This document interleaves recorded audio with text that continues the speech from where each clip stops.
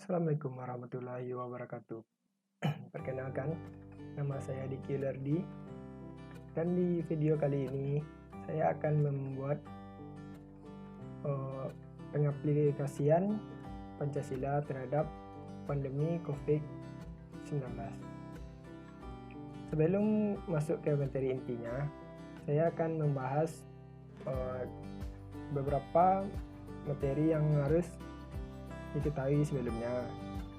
Yang pertama, pengertian Pancasila secara etimologis, pengertian Pancasila secara historis, pentingnya Pancasila di perguruan tinggi, dan landasan historis Pancasila, landasan kultural Pancasila, dan landasan filosofi Pancasila, dan yang terakhir, landasan yuridis Pancasila. Kita masuk ke pembahasan yang pertama, pengertian Pancasila secara etimologis. Asal istilah Pancasila beserta makna yang terkandung di dalamnya. Secara etimologis, Pancasila berasal dari Sanskerta, dari India. Adapun bahasa yang rakyat biasa adalah Prakerta. Menurut Muhammad Yamin, dalam bahasa Sanskerta, perkataan Pancasila memiliki dua macam arti secara leksial, itu panca artinya 5, sila dengan vokal i yang pendek artinya batu sendi, alas atau dasar. Sila dengan vokal i yang panjang artinya peraturan tingkah laku yang baik, yang penting atau senano. Kata-kata tersebut kemudian dalam bahasa Indonesia, terutama bahasa Jawa, diartikan susila yang memiliki hubungan moralitis. Oleh karena itu, secara etimologis, kata Pancasila yang dimaksud adalah istilah Pancasila dengan vokal i yang pendek yang memiliki makna leksial berbau sendi 5, atau secara filsafat dasar yang memiliki 5 unsur. Proses perumusan Pancasila diawali ketika dalam bidang BPUPKI pertama Dr. Rajiman Widjojoningrat mengajukan suatu masalah khususnya akan dibahas pada sidang tersebut. Masalah tersebut adalah tentang suatu calon rumusan dasar negara Indonesia yang dibentuk kemudian ditampilkan pada sidang tersebut. Di dalam sidang tersebut terdapat 3 orang pembicara, yaitu Muhammad Yamin, Sukarno, dan Soekarno. Pada tanggal 1 Juni 1945, di dalam sidang tersebut, Insinyur Soekarno berpidato secara lisan mengenai calon rumusan dasar negara Indonesia. Kemudian, untuk memberi 5 istilah dasar negara tersebut, Soekarno memberi nama Pancasila, yang artinya 5 dasar. Hal ini menurut Soekarno saran dari seorang teman, yaitu seorang ahli bahasa yang tidak disebutkan namanya.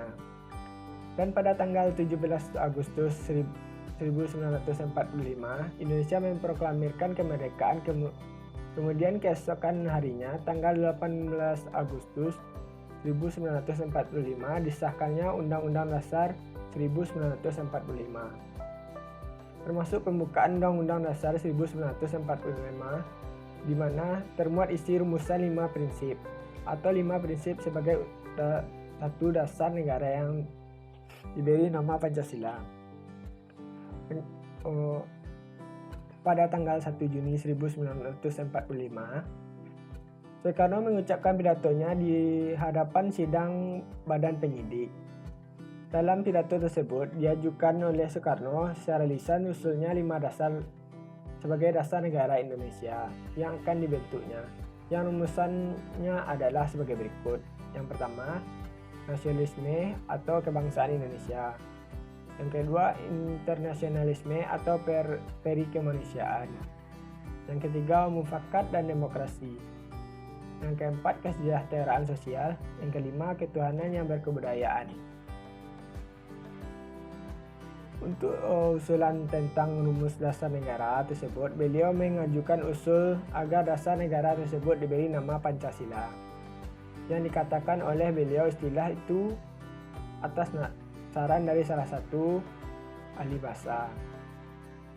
Namun sayangnya tidak disebutkan nama seorang ahli bahasa tersebut. Usul mengenai nama Pancasila bagi dasar negara tersebut secara bulat diterima oleh sidang BPU PKI. Selanjutnya beliau mengusulkan bahwa kelima sila tersebut dapat diperas menjadi trisila yang rumusannya satu sosialisme nasionalisme, yaitu nasionalisme dan internasionalisme. Yang kedua sosio-demokrasi, yaitu demokrasi dengan kesejahteraan rakyat. Yang ketiga, ketuhanan yang Maha Esa. Adapun trisila tersebut masih diperas lagi menjadi ekasila atau satu sila yang intinya gotong royong. Pada tahun 1945, pidato Insinyur Soekarno tersebut diterbitkan dan dipublikasikan dan diberi judul Lahirnya Pancasila. Sehingga dahulu pernah populer bahwa tanggal 1 Juni hari lahirnya Pancasila. Piagam Jakarta 22 Juni 1945. Pada tanggal 22 Juni 1945, 9 tokoh nasional yang juga tokoh Dorothea Zumbi Ziyosaki mengadakan pertemuan untuk membahas pidato serta usul mengenai dasar negara yang telah dikemukakan dalam sidang badan penyidik. 9 tokoh tersebut dikenal dengan Panitia 9 yang setelah mengadakan sidang berhasil menyusun sebuah naskah piagam yang dikenal dengan Piagam Jakarta, yang di dalamnya memuat Pancasila sebagai buah hasil pertama kali disepakati oleh sidang. Adapun rumusan Pancasila sebagai termuat dalam piagam sebagai buah hasil pertama disepakati oleh sidang. Adapun rumus Pancasila sebagai termuat dalam Piagam Jakarta adalah sebagai berikut. Pertama, ketuhanan dengan kewajiban menjalani syariat Islam bagi pemeluknya. Kemanusiaan yang adil dan beradab. Yang ketiga, persatuan Indonesia. Yang keempat, kerakyatan yang dipimpin oleh hikmah kebijaksanaan dalam permusyawaratan perwakilan. Keadilan sosial bagi seluruh rakyat Indonesia. Dalam bidang pembukaan Undang-Undang Dasar 1945 yang terdiri atas 4 alinea, tercantum rumusan Pancasila sebagai berikut. Yang pertama, ketuhanan yang Maha Esa. Yang kedua, kemanusiaan yang adil dan beradab. Yang ketiga, persatuan Indonesia. Yang keempat, kerakyatan yang dipimpin oleh hikmah kebijaksanaan dalam permusyawaratan perwakilan. Yang kelima, keadilan sosial bagi seluruh rakyat Indonesia. Rumusan Pancasila sebagai tercantum dalam pembukaan Undang-Undang Dasar 1945 inilah yang secara konstitusional sah dan benar sebagai dasar negara, yang disahkan oleh PPKI yang diwakili oleh seluruh rakyat Indonesia. Yang selanjutnya, kita akan membahas tentang pentingnya pendidikan Pancasila di perguruan tinggi. Yang pertama, memperkuat Pancasila sebagai dasar falsafah negara dan ideologi bangsa melalui realitas nilai-nilai dasar. Pancasila sebagai normal dasar kehidupan masyarakat sebagai dan bernegara. Yang kedua, memberikan pemahaman dan penghayatan atas jiwa dan nilai-nilai dasar Pancasila kepada mahasiswa sebagai warga negara Republik Indonesia, serta membimbing untuk dapat menerapkan dalam kehidupan masyarakat berbangsa dan bernegara. Mempersiapkan mahasiswa agar mampu menganalisis dan mencari solusi terhadap berbagai persoalan kehidupan bermasyarakat, berbangsa dan bernegara melalui sistem pemikiran yang berdasarkan nilai-nilai Pancasila dan Undang-Undang Dasar 1945.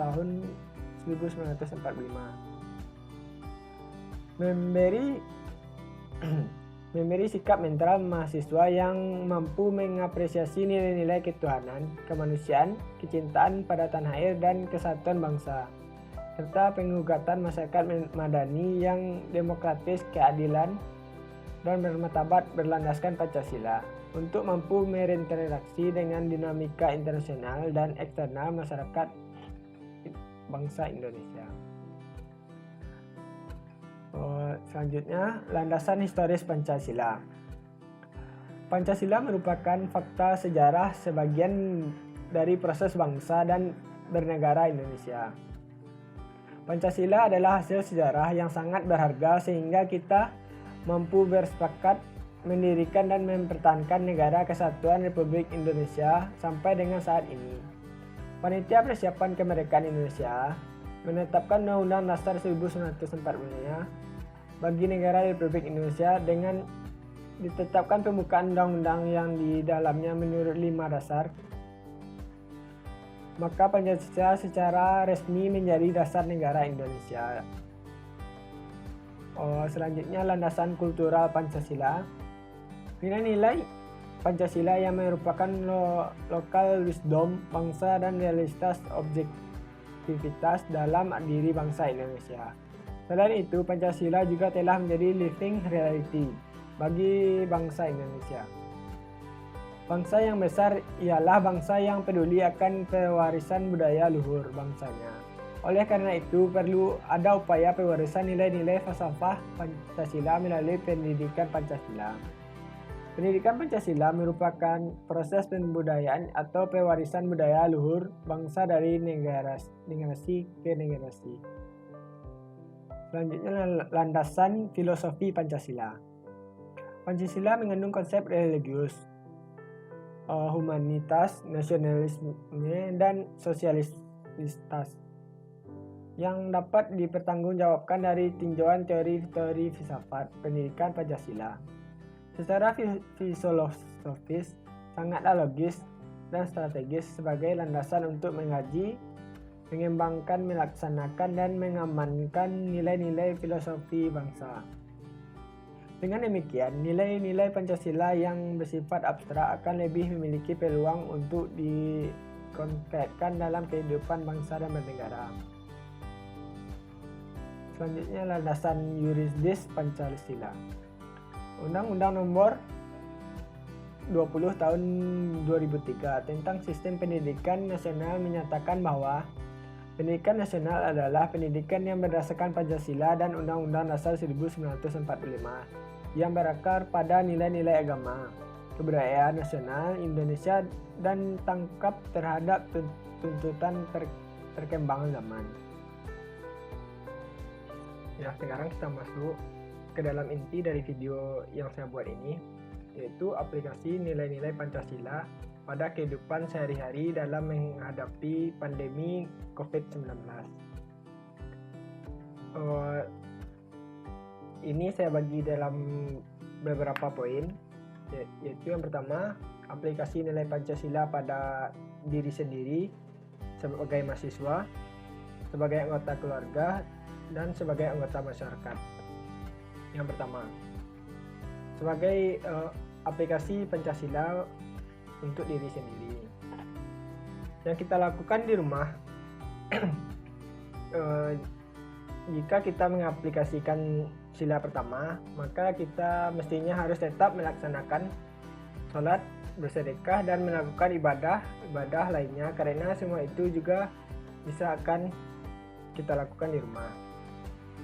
Kita juga bisa mengaplikasikan sila keempat, yaitu kerakyatan yang dipimpin oleh hikmat, kebijaksanaan dalam permusyawaratan atau perwakilan, yaitu dengan mendengarkan semua perintah dan anjuran yang telah dikeluarkan oleh pemerintah.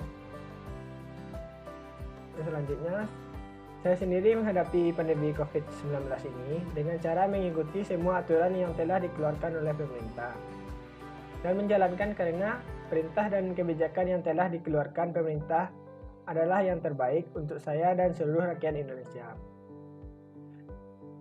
Poin keduanya, aplikasi nilai Pancasila terhadap atau sebagai mahasiswa sendiri. Kita bisa mengaplikasikan sila ketiga, yaitu Persatuan Indonesia. Sebagai mahasiswa, kita diperintahkan untuk belajar di rumah, tetapi kita juga harus tetap bersatu. Kita sebagai mahasiswa juga mesti mengaplikasikan sila keempat, yaitu kerakyatan yang dipimpin oleh hikmah, kebijaksanaan dalam permusyawaratan atau perwakilan. Kita sebagai mahasiswa diperintahkan untuk tetap kuliah online. Maka dari itu, mengaplikasikan sila keempat ini, kita mestinya mengikuti setiap tugas yang telah diberikan kepada kita dan patuh dan tidak keluar dari rumah. mengikuti peraturan yang telah dikeluarkan oleh pemerintah. Saya mengerjakan semua tugas dengan sungguh seperti pada saat kuliah tatap muka.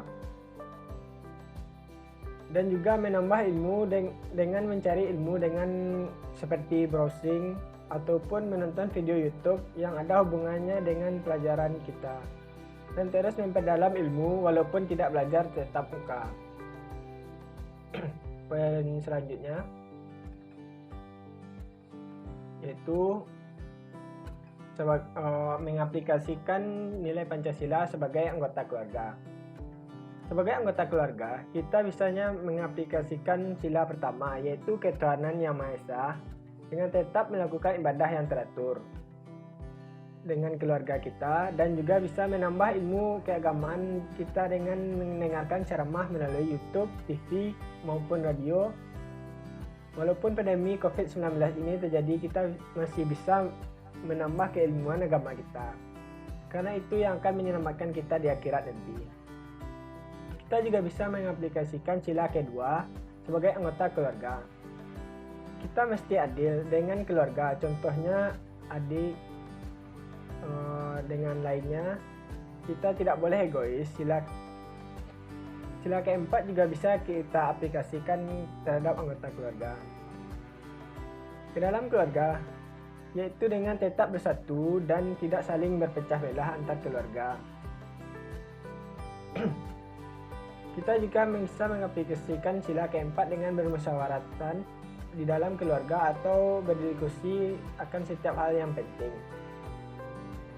Atau sila kelima, kita mesti adil kepada keluarga dalam segala bidang. Poin selanjutnya, mengaplikasikan nilai Pancasila sebagai anggota masyarakat. Kita bisa mengaplikasikan semua sila. Yang pertama, contohnya sila pertama, sebagai anggota masyarakat kita mesti mendengarkan perintah yang telah supaya tidak berkumpul di tempat peribadahan. Sila kedua, sebagai anggota masyarakat kita harusnya menerima dan semua kebijakan yang diambil pemerintah, karena pemerintah mengambil keputusan itu telah melalui musyawarah dan pertimbangan yang telah tepat, dan jadi kita harusnya mengikuti saja dengan patuh.